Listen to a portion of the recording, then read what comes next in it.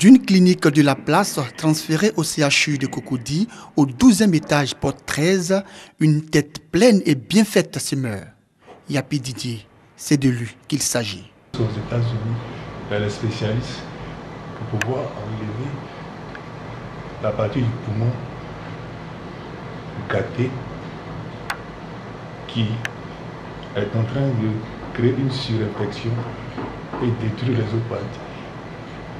Donc, plus on ne fait pas vite, il y a des moments ça va, il y a des moments il réussit. Son expertise et sa large vision technologique pour l'humanité et particulièrement pour la Côte d'Ivoire, son pays, ne souffre d'aucune ambiguïté. Chercheur, informaticien, inventeur des décrypteurs qui empêchent la copie illégale des CD-DVD reste et demeure unique au monde informatique. C'est un dernier appel, il lance aux autorités. On a envoyé tous les dossiers à presque tous les ministères pour les informer pour une intervention d'évacuation aux États-Unis. Demain, quand je serai guéri, c'est pour qui? C'est pour la Côte d'Ivoire. Yapi Didier souffre. Une infection pulmonaire depuis plus de 2 ans le ronge. Une évacuation d'urgence aux États-Unis ou en France pour une intervention chirurgicale s'impose. Yapi attend donc l'aide des personnes de bonne volonté.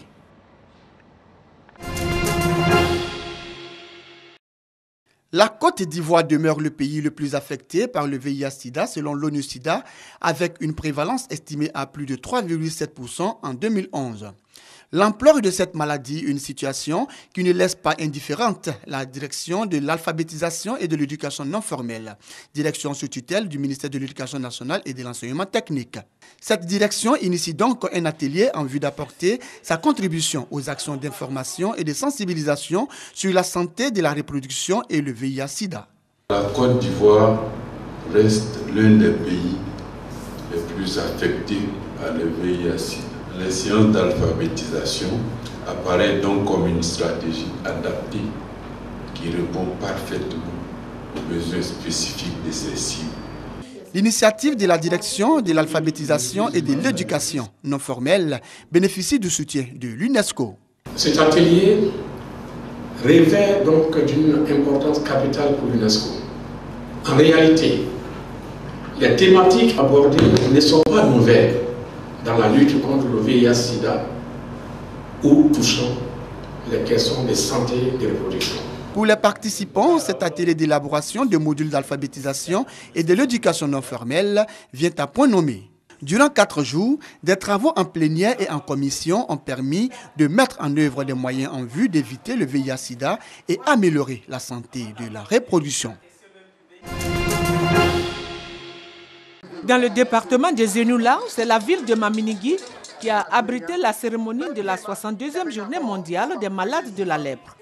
Dans le district sanitaire de la région, selon Dr Mathurin Hachi, 22 malades contre 29 en 2013 ont été suivis. 14 nouveaux cas ont été dépistés contre 11 en 2013. Parmi les 14 nouveaux cas, on distingue une forme légère déjà guérie et 13 formes graves en cours de traitement.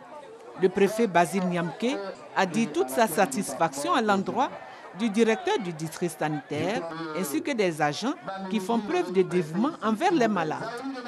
Au cours de cette cérémonie, les cadres et l'ensemble des populations de la sous-préfecture de Maminigui, de même que de nombreuses autres personnes et structures du département, ont traduit leur affection et manifesté leur solidarité et leur soutien aux malades de la lèpre par divers dons.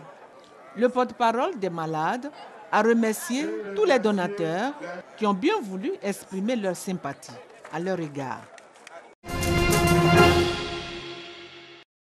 Dans son programme de gouvernement et sa politique d'autonomisation des femmes, le président de la République, Alassane Ouattara, a signé depuis le 20 avril 2014 un décret portant création du Fonds national femmes et développement. L'objectif de ce fonds, lutter contre la pauvreté et la précarité de la femme, aider les plus démunis à développer l'esprit d'initiative en exerçant des activités génératrices de revenus. Dans le cadre de la mise en œuvre de ce programme, une convention a été signée entre l'État de Côte d'Ivoire, représenté par le ministère de la Solidarité, de la Famille, de la Femme et de l'Enfant, et les systèmes financiers décentralisés sélectionnés. Pour accélérer ce processus d'autonomisation de la femme, au-delà de ce Fonds national Femmes et Développement, le Fonds d'appui aux femmes de Côte d'Ivoire également, le FAFSI, initié par Madame la Première Dame, est venu pour justement faire en sorte que toutes les femmes de Côte d'Ivoire bénéficient de cette opportunité d'épanouissement. Les systèmes financiers décentralisés se réjouissent de pouvoir accompagner le président de la République, son Excellence Alassane Ouattara, à travers l'octroi des prêts aux femmes par le biais de nos différentes institutions. La ministre de la Solidarité, de la Famille, de la Femme et de l'Enfant exhorte les femmes qui bénéficieront de ce fonds à en faire bon usage. Message bien perçu par les femmes des coopératives, associations et ONG présentes. Si on reçoit ce fonds, nous allons bien utiliser ce fonds. Depuis la création du projet Femmes et Développement en 2014, l'État a mis à la disposition des femmes, à travers les systèmes financiers décentralisés, un montant de plus de 1,880 milliard de francs CFA. La peine de mort, appelée encore peine capitale, est une sanction prévue par la loi. Elle consiste à exécuter une personne reconnue coupable d'une faute qualifiée de crime. La sentence est prononcée par une institution judiciaire à l'issue d'un procès. Elle prend souvent la forme d'une exécution. L'exécution peut se faire par pendaison, par injection ou encore par décapitation. En 2007, l'Assemblée générale de l'ONU adopte la résolution 62-149, un moratoire sur les exécutions dans le monde. La Côte d'Ivoire est signataire du moratoire. Nombreux sont ceux qui ignorent l'existence de la peine capitale dans les textes qui régissent la constitution ivoirienne. La peine de mort? Non. En tout cas, à ce que je sache, dans le code ivoirien, en tout cas, même si ça existait, moi, je n'ai jamais vu, franchement dit. Pour moi, la peine de mort existait qu'aux États-Unis, dans les pays occidentaux, mais pas en Côte d'Ivoire. Je ne savais pas que la peine de mort existait en Côte d'Ivoire. La peine de mort, la Côte d'Ivoire n'en veut plus. Le pays va donc l'ôter de sa constitution. Une décision annoncée au cours d'un conseil des ministres.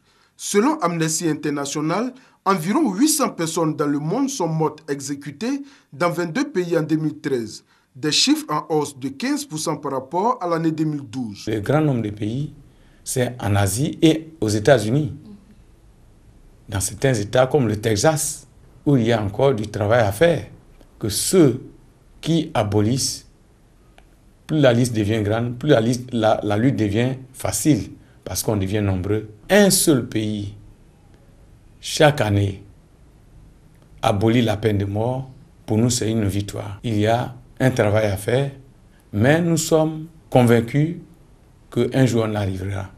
Avant la Côte d'Ivoire, 98 pays ont aboli la peine de mort dans le monde, parmi lesquels des pays africains comme le Bénin, la Guinée-Bissau et le Mali. Le Nigeria, la Somalie, la Chine, eux, la pratiquent toujours. État-major des armées, 21h ce samedi. Bienvenue. À cérémonie d'exception, mise en place d'exception. Le comité d'organisation termine les derniers réglages. Les convives continuent d'arriver. Tout le monde est enfin installé. Le dîner peut être servi. La fête peut commencer.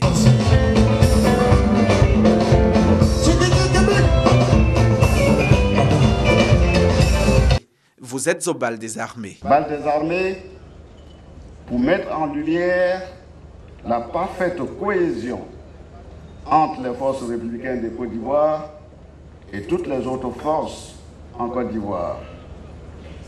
Merci de partager l'objectif commun de redonner ces lettres de noblesse à l'armée de Côte d'Ivoire.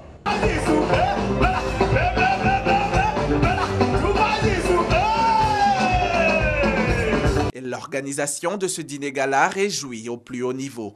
Dans un pays, quand les militaires peuvent s'amuser, la musique a zéro de musique. D'aimer autour de leur famille, ça veut dire qu'il y a la paix. Parce qu'en général, les militaires sont occupés à faire la guerre. Et je crois que nous devons tous noter l'évolution positive et leur grande contribution à la paix en Côte d'Ivoire. En tout cas, je suis très heureux, je voudrais leur souhaiter une très bonne fête. Et la cohésion des hommes, c'est une excellente chose. Il faut encourager cela. Je souhaite bonne fête à nous. C'est aussi l'une des rares occasions où on vous voit aussi danser bien. Oui, on a quelques restes. Vous n'avez pas tout vu encore. Et pour joindre l'acte à la parole, messieurs les ministres, sans toutefois ravir la vedette aux militaires, nous ont gratifié d'excellents pas de danse.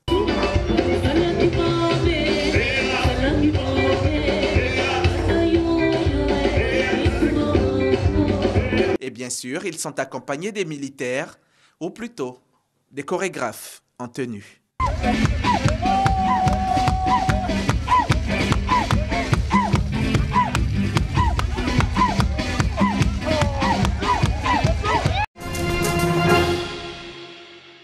Le système de l'état civil ivoirien connaît des innovations avec l'enregistrement des naissances et décès via le mobile multimédia et la déclaration des naissances et décès par le personnel de la santé. Cette opération, outre le ministère d'État, ministère de l'Intérieur et de la Sécurité, implique la collaboration des chefs traditionnels et de 3 autres ministères techniques. Ce problème n'est pas propre à la Côte d'Ivoire. Les États africains, à travers l'Union africaine, ont décidé de mutualiser leurs moyens. Selon certaines estimations, il n'y a que 2 millions d'enfants aujourd'hui en Côte d'Ivoire ne sont pas enregistrés. On ne peut rien réformer sans la participation effective des acteurs que sont les autorités judiciaires. C'est le ministère de la Santé qui projette les naissances en Côte d'Ivoire.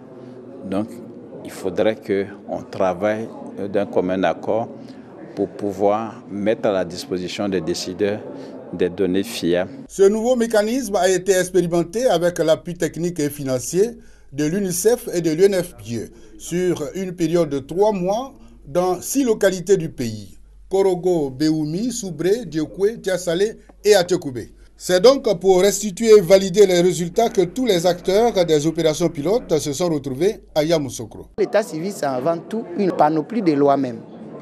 Et que tous les projets qui peuvent permettre d'avoir un taux de 100% de déclaration passent nécessairement par une réforme de la législation sur l'état civil. On n'est plus tributaire d'une démarche volontaire. Une fois un enfant est né, on prend le fait d'état civil. Que le parent le déclare ou pas, on le prend. Durant 2 jours, les participants ont partagé les expériences et proposé des recommandations pour la consolidation des acquis.